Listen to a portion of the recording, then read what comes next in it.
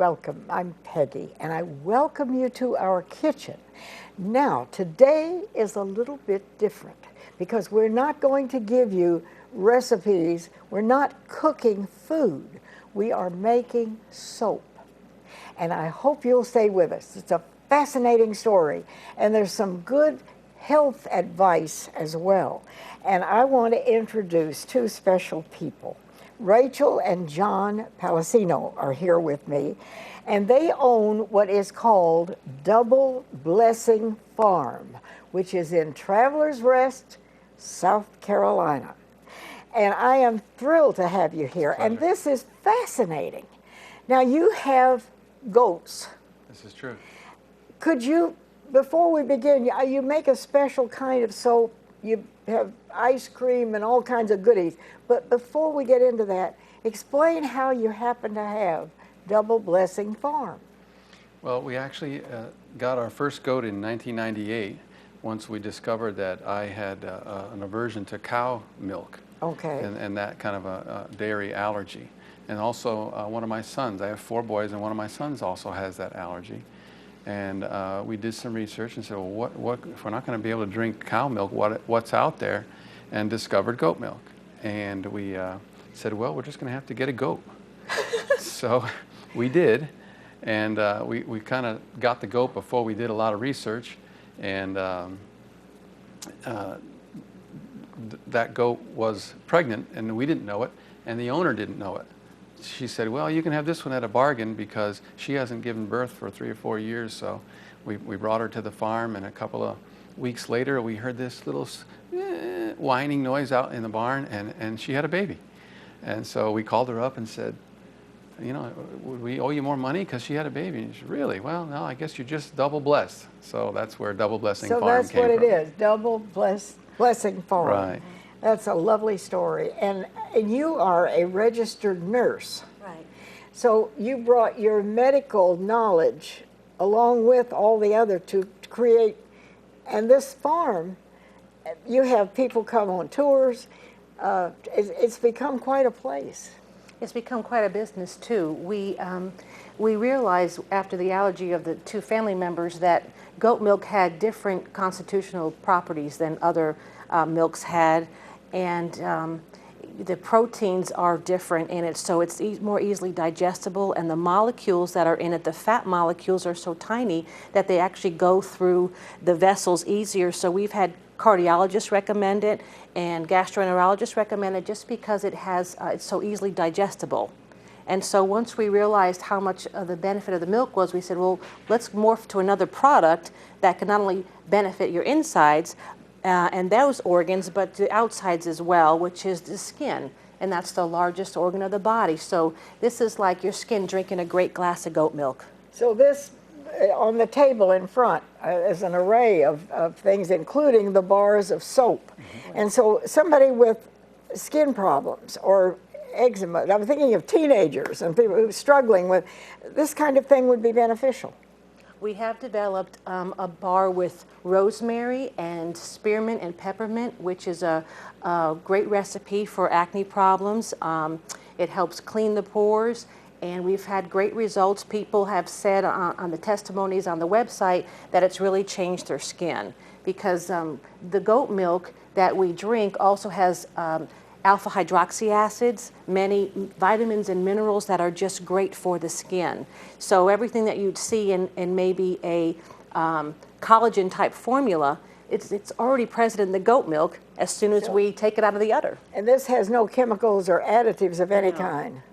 Other than the essential oils or fragrance oil, depending on which one you get. All right, John, you've got kettles and everything else here. Would you want to show us what you do? Absolutely, I'd be glad to.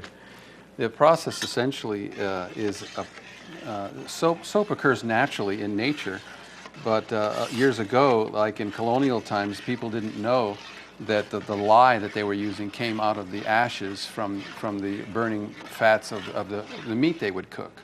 And so they would take the ashes from off of their fire and would mix it with fats from other animals, and they would make soap out of it. But it had to be boiled in a cauldron, and only a few people really got good at it. because what they didn't know at the time was that the fumes that would come out of it would be caustic and not very healthy for you. And so those people came to be known as soap boilers. And so what do you have in there then? So what I have in here is how we get around that caustic gas is that we take the goat milk and we freeze it. So it becomes chunky and slushy, and then when we add the lye, it keeps the temperature down. So this solution is not getting any higher than about 100 degrees. And that also allows us to be able to make soap year-round. Years ago, the soap was usually reserved, soap making was reserved to the winter months and outside, and for the reasons, for safety reasons. And now we can make it inside as well.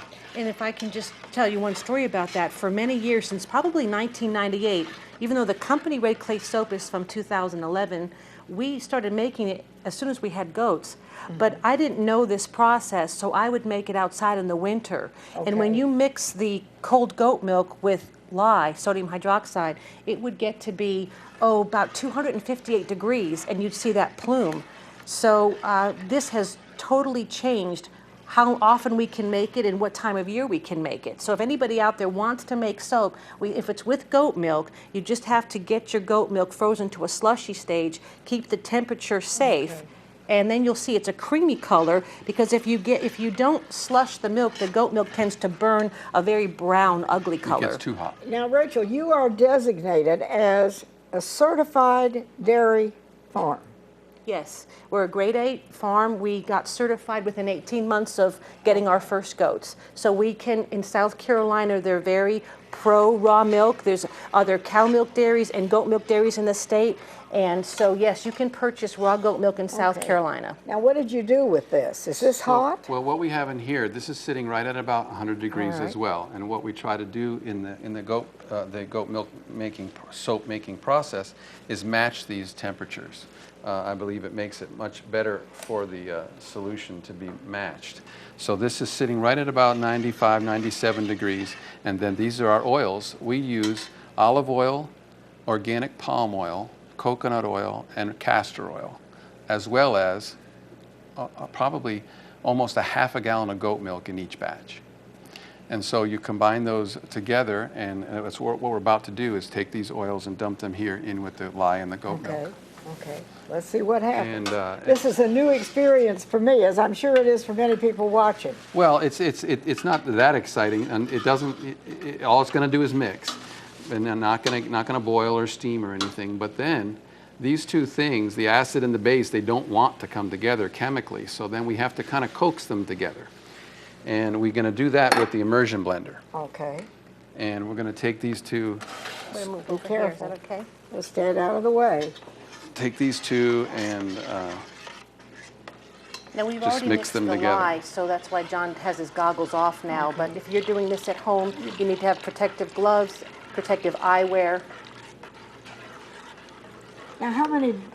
That's a huge kettle. How many bars of soap would you make out Well, of that's that? what we worked on, is trying to get the recipe exact so we can get the maximum amount of bars with not going to an automated process. So John actually made these molds, and we're going to make 50 bars. We try to make several batches a week, because in this past year, sometimes the soap would cure in 4 weeks, and then within 2 weeks that batch would be sold out. So we're really on a fast progression you have here. to let it cure. Yes, this bar was made yesterday morning. This is going to be a red clay canine bar for dogs as a shampoo. It's got 7 essential oils that soothe and help repel insects. You can smell it when he cuts it cut up. But once he cuts that up, it'll go back on racks, and it'll have to cure 4 weeks.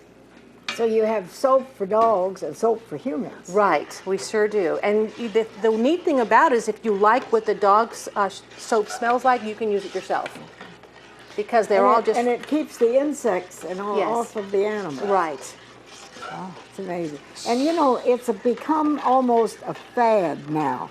Every article, or you go to the grocery store and you want to buy something, and it'll say no preservatives, no additives. All natural. All natural. Everything is all natural. That's a very broad topic. And I guess topic. I am a little bit of a cynic, because I don't buy into that Right. everything is all natural. That's true. That's true. You have to be a smart shopper. You have to read the labels. The neat thing about handmade soap is it's not a detergent. What happens in an automated process is they extract the glycerin out and then put a little bit back in. But with this, all the glycerin that is produced in the handmade recipe stays in the bar. Now, what's John going to do now? Now that we put those together, we're going to have to beat them with the immersion blender. And this already is doing what's called saponification, which is the technical term for becoming soap. And so the base of the sodium hydroxide is combining with the acids of the oils. And they're coming together. Fatty acids in the oils are coming together to create soap. And slowly, as these now have been put together, over the next few minutes, this will happen right before us, this will get thicker and thicker and thicker, like it'll eventually get to the point of like vanilla pudding. And what we're looking for here in the next few minutes is something called trace. And what trace is, like when your mother used to make that pudding, it would get to a point where you could kind of write your name in the top of it. Well, that's what we're looking for here. And as this gets thicker, we're looking for a point where we can pick this up and write our name in it, which is not yet. And then right at that point, it's called a light trace, is when if you were going to scent your milk, your soap, you would add your essential oil or your fragrance oil. So this has now become a timed event because this is going to become soap. If I wasn't stirring this thing would get hard all by itself and then you wouldn't be able to get it out of the pot. Oh, well, you do have to stir it. Before we got the immersion blender, I would just sit there with a big wooden spoon for 30 minutes. Right. So then you can pour this into... And then we'll pour it into that mold and we'll make a huge block of soap.